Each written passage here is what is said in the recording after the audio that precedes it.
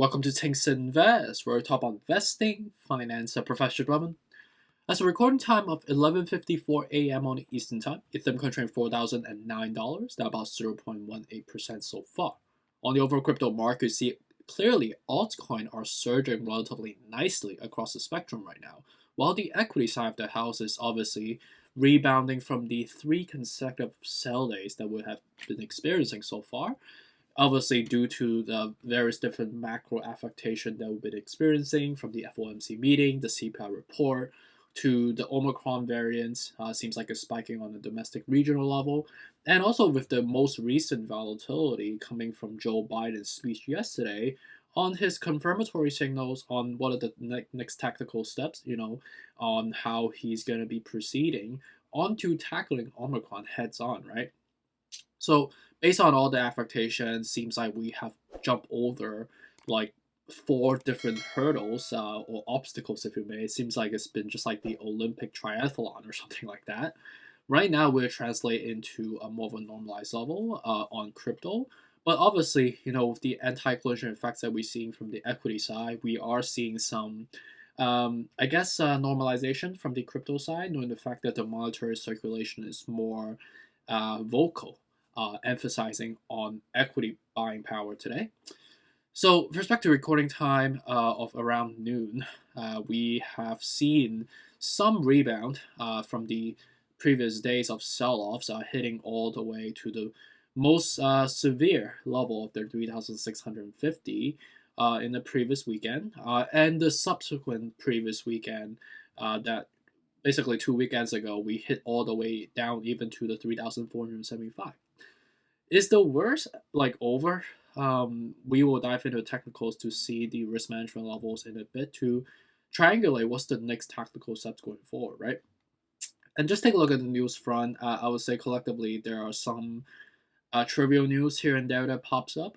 There isn't really anything that is truly substantive. It's just basically more reminding news on what's been happening so far. But for us that have been watching this channel for quite some time now, we've been on the mark relatively closely, so there isn't really worth mentioning so far. But there's one that's quite interesting, is with respect to El Salvador, which, as you know, they have recently announced their commercialization and the country adopting Bitcoin officially, right?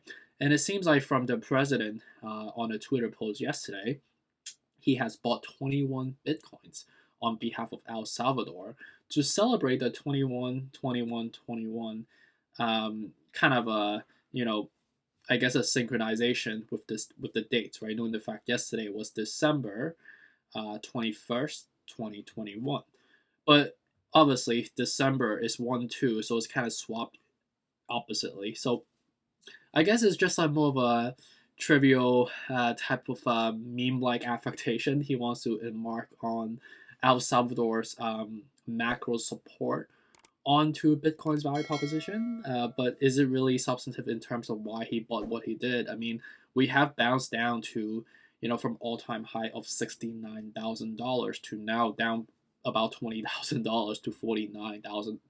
That's the level that we at right now, right? So with respect to technical, let's just dive right into it. I also included a new coin. I've been getting some requests lately to talk a little bit more about Luna, or Terra, if you may, so I'll dive into the technicals in a bit. So right now, Ethereum is currently trading at a neutral level, 47 out of 70. We're about to form a golden cross. You could see clearly we fuse together. And the next level that we ideally need to get up to would be, well, firstly, stay above 4,000, but technically leap up to the 4,150, or in this case, 4,148 to be exact, right? That's the level that we need to get up to get to the next consolidated area, right? That is substantive. 4,000 is a substantive level, but it's more of a flat level again, right? So be careful and remind yourself that right now we have to watch staying above 4,000, but also staying above specifically the 3,843.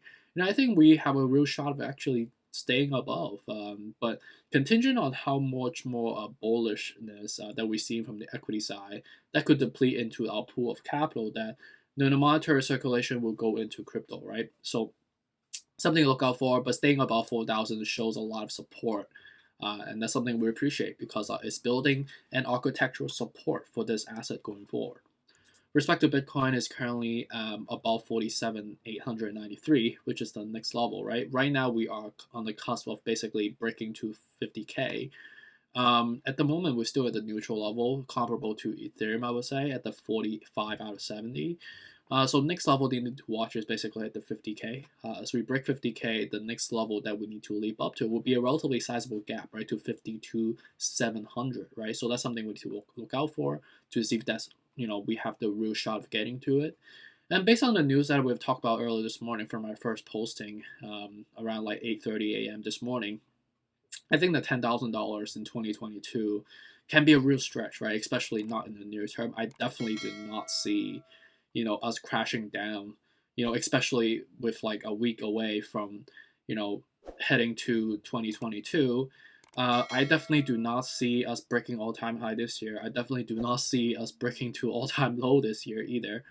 But with some of the concerns that professor has brought up earlier today, Carol, that from the University of Sussex, she raised some good points, but in terms of technical, I think she's really off the mark. $10,000, that's not really logical at all. That will incentivize a lot of corporate investor to sell down collectively. I would say like majority of like 75% or 80% of corporate investors sell. But remember, we also are burning Bitcoin at the same time, right? So I just don't see how that would happen.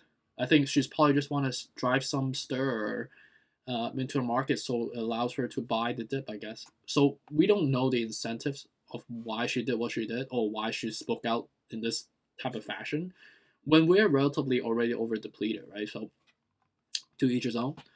So with respect to Dogecoin, at the moment, anywhere from current level to the bottom, technically at the 15, is still a good level to incur risk. Cardano is up about close to 4.2% right now. At the moment, it's basically contemplating, do we go back to the 135 or do we stay below to go back into the hovering level to try to get back to the 120 with the 44 out of 70. So I think right now it's okay level, right? The next level we need to get up to is 145, right? So we do have some leap to go up to. But I think, the dip was basically, previous days, right, when we were seeing all the panic. Now we see the optimism that the market on the media front is rebounding as well. We know what the whales are doing then, right? Again, like my advice is always that when you see everybody panicking, that's when you should be buying, right? Solana is currently up about close to 4% right now. Anywhere from 155 to 133 to 113 is still a better level for us. XRP is up about 5% right now. We broke above the 93 cents. So we're at the 95. So contemplating, do we go up to 101? Right, I think the level is a relatively of a stretch, right, because of the fact that we are leaning more of an upper echelon of what we're bought right now with the 57 out of 70. And you could see how much of an outlier we're breaking, right, because XRP is one of those coins that demands a lower entry level, so people are more prone to like get into it because of just a lower price point. And also it's an altcoin, so it's tend to be a little bit more volatile at the same time. So it's either we go up to 101 or stay around here and then kind of cool back down to 88 and even possibly going back to 78, right? So again, for me, I think anywhere from 78 to 69 is still a better level for us. Respect to polkadot, it's up about close to 12% right now. Congrats to all the ones actually bought at when we were at somewhere around like the 24 to the bottom of 22, right? Right now with the neutral levels, it's still not terrible. It seems like the downward wedge is confirming and reversing because of the overall market going up. So not terrible, not the best still, but I think, if you were able to buy the dip earlier when I was saying so before, it was definitely a much better level, right? Algorand's currently up about 4.10%. Again, anywhere from the current level to 25. Right now it's the 42, so it's not terrible. We're about to form a golden cross, so it seems like Algorand is about to surge relatively nicely.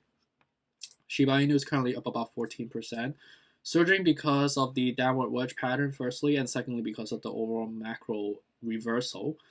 Right now, anywhere from, again, right, I think the dip was basically at the below 2,900 to 2,800. So I would just personally wait until 2900 to 900. But do we see that coming again? I don't know, right? That was the opportunity, right? So if you missed it, you missed it. So just move on to another assets, right? MagTech is currently up close about 10%. We broke all time high earlier today.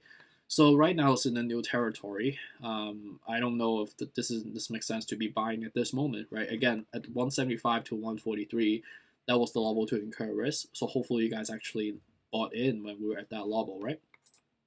AVAX down about 1.16%. Again, right, same thing. I would say we're starting nicely, but is it a good time to incur risk right now? No, I think anywhere from 81 to 60 is still a better level. And then last one on Terra or Luna. This is a new inclusion. Right now, I would say absolutely do not buy right now. We are breaking all-time high, obviously, to try to get to 100. We got to 98 earlier today. At the moment, we are basically above overbought. We're forming a relatively large outlier as well. So anywhere from, I would say, 55, bare minimum 62, 52 to I would say 45. So these are levels I would ideally dollar cost average at. And respect to risk management level, you can see that I clearly included Terra and also made some revisions here and there across the entire charts or the breakdown that we see in front of us. Let me know if you have any specific questions. So again, where we are within some of the attractive and fair levels. Obviously, not the steal levels anymore, right? Because, like, again, we were at those levels previous days, right? So it's really up to your risk aversion ultimately, right? To incur risk at the right moment. I know even some people actually sold when we were at the steal level, which, you know, if you think back, like, it doesn't make any logical sense at all, right? The risk was relatively lower than the risk level that we're at right now. So for you to sell on the loss, that was just not logical. It's just an emotional play that you did, right? Or someone did. So hopefully this is helpful. Really appreciate you for dropping by again on this second one on this Wednesday. And let me know how it goes, right? And stay tuned. Take care. Bye.